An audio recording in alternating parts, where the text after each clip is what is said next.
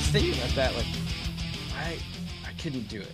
I've tried it once before and I got literally every calorie that I could get in a narrow window. And um I was just like miserable. Like it felt The terrible. most I've ever tried like on purpose is like 12 hours. Like that's because like even if only sleep like 6 hours, I'm hungry when I wake up. Like and like I work out first thing in the morning, and there's no way I'm doing a fasted workout as popular as that is too. Like I'm like, Yeah. mm-mm. I did see somebody post somebody that we both know, about a different nutrition professional, not nutrition professional, but nutrition fitness person that helped them get shredded. I'm kind of like, we all know you're on TRT, bro. But whatever.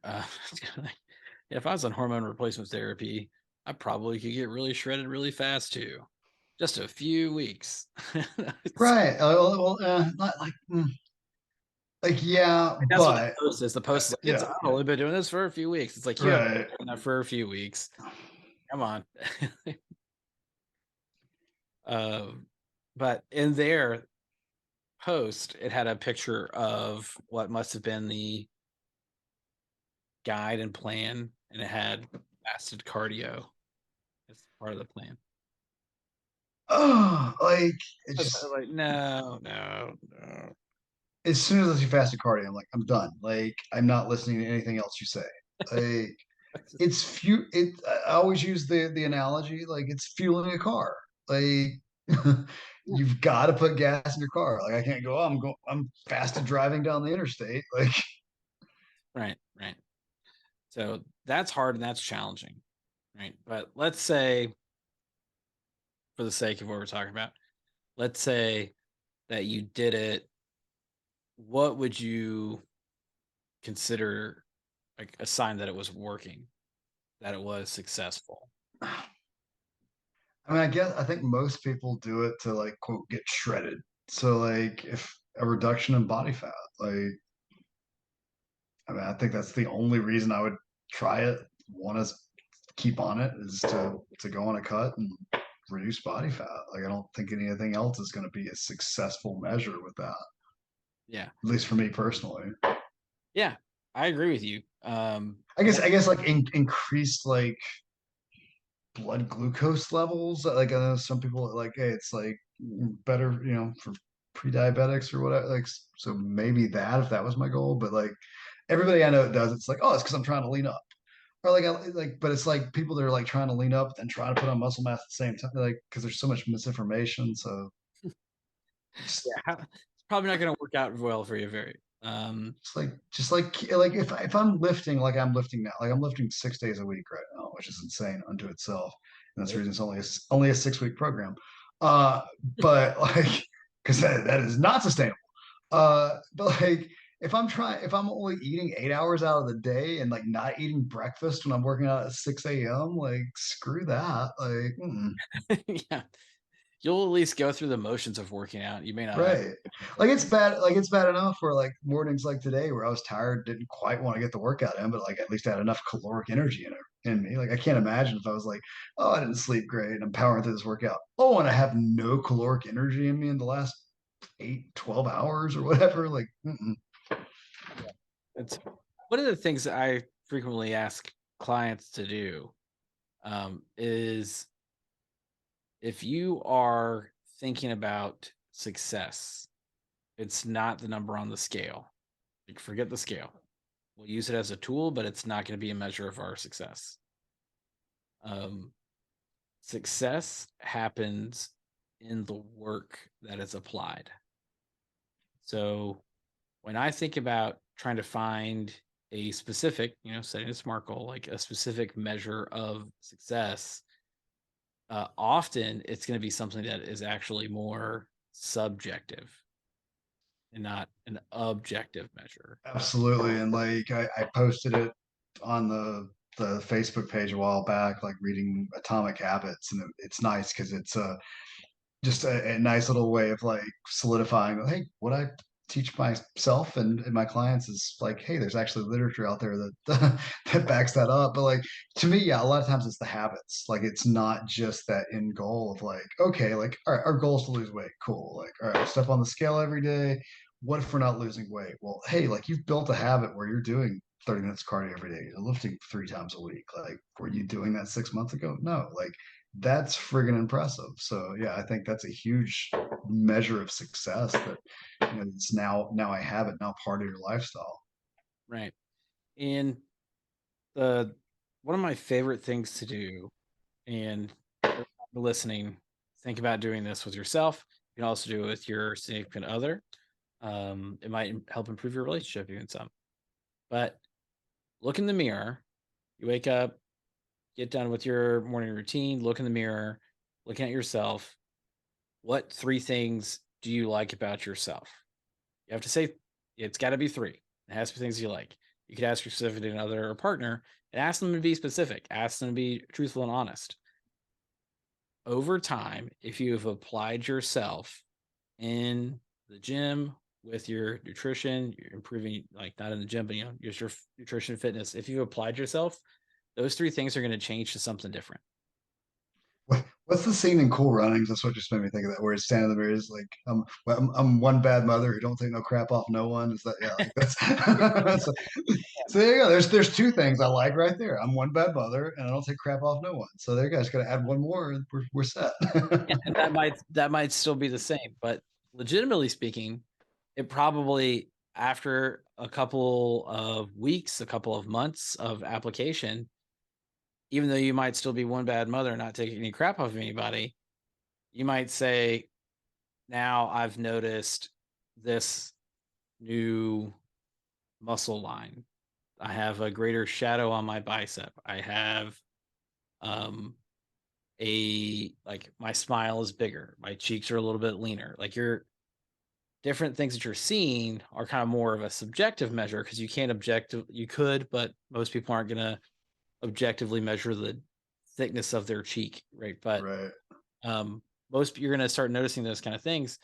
Um all at the same time, the weight on the scale might be exactly the same. Yeah, like I remember I posted on a personal account like a year or two ago that like I track my weight every week and I track progress pictures every week.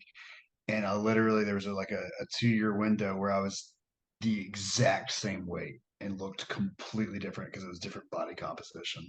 And that's what I always tell clients, like outside of the scale, like some of your best tools are the mirror and your clothes.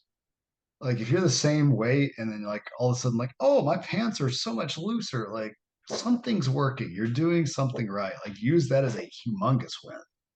Right. I like circumference measurements also. I do too. And it's crazy because it's like it's pulling teeth for a lot of people to get them to do that. But then when they do, like especially if you start off, because I've had clients that are like, the scale really hasn't moved a whole lot. I'm like, redo your circumference measurements. They're like, oh yeah, like I lost 4 inches off my waist. See, like screw the scale.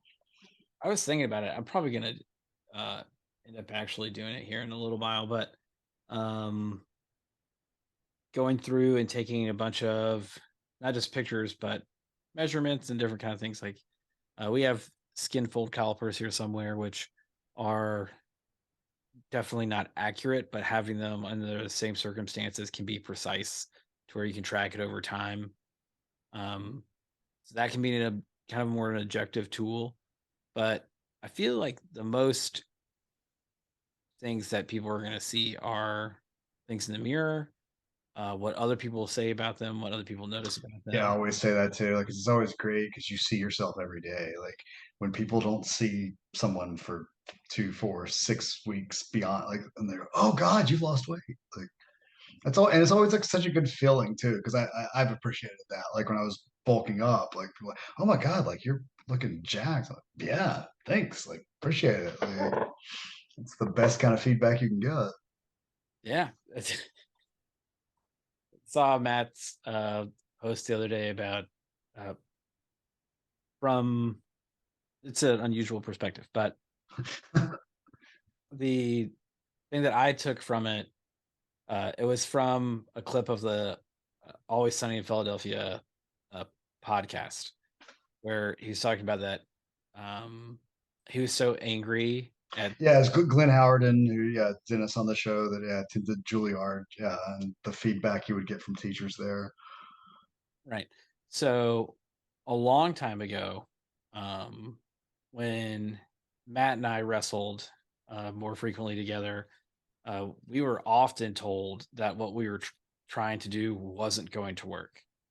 Um, so then we would go do it, and the crowd would cheer, and then it would just like further reaffirm that measure of success, a greater cheer from a crowd, is that what you decided to do and the effort that you put in fully paid off and worked. And so then if you take what Matt and I did then and fast forward to what Matt's doing now in wrestling, it's like I don't even know. Septupled, octupled, like like some huge amount more where sorry, my dog's like hitting the desk. It's like the desk. Definitely gonna pick up that sound on that podcast. Yeah, my cat, well, yeah, was hitting stuff earlier, so I'm sure we're just the podcast is just gonna be just like animal noises. Yeah, sorry. But that amount more that the work that Matt has put in over that amount of time um, is not necessarily an objective measure, but the amount of success that he's had is because of the work that he's put in over that amount of time. And it leads to an objective measure because I think the most objective measure you have in wrestling is like money. It's a business at the end of the day, and like I've get better bookings, sell more merchandise, all that stuff. So yeah, the process, the habits lead to the objective measurement. So yeah, it kind of, goes back and solidifies what I was talking about earlier. So Yeah. subjective leads to Little, objective. little things over time add up to very large things.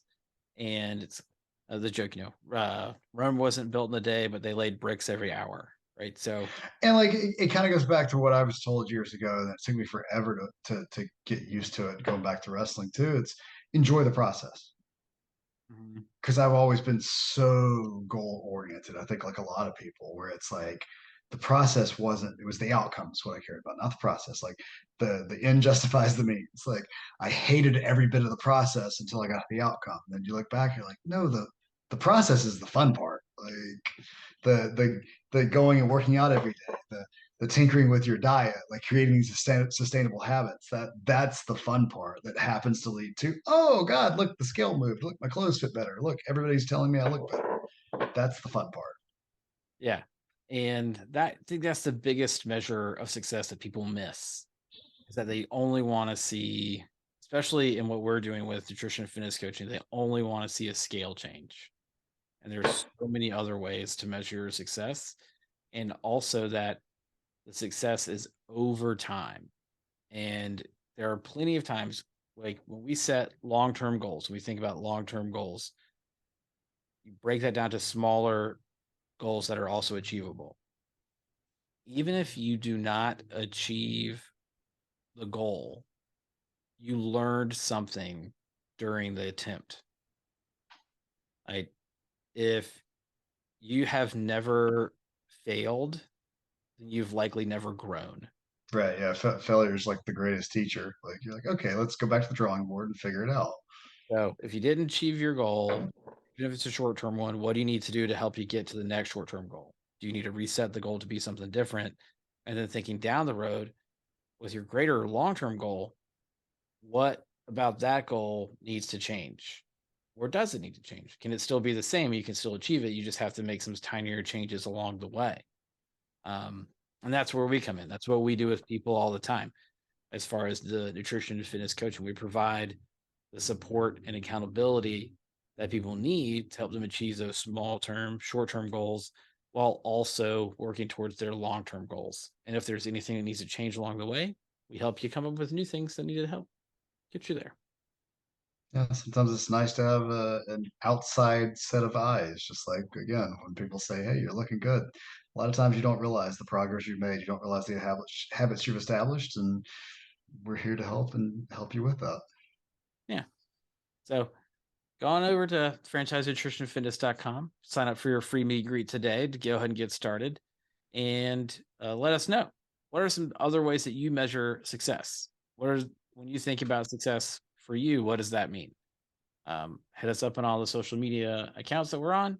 You can find us at Franchise Nutrition and Fitness, and again at franchisenutritionandfitness.com. Like we say every week, maximize every bite, Maximize every rep.